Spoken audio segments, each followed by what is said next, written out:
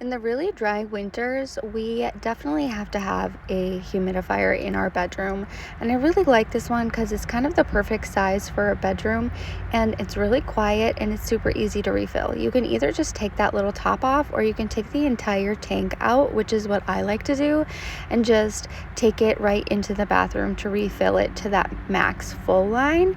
And then you just pop it right back on and put the lid back on, and then you can set your settings. And there's a lot of different settings, but what I like to do is set it to the automatic setting, which will actually sense how dry the air is in the room, and then it will just put out however much moisture needs to be put out with how dry it is in your room. And it changes colors to kind of let you know how dry your room is as well. You can see it working there, and like I said, it's really quiet, it's really nice. I definitely recommend.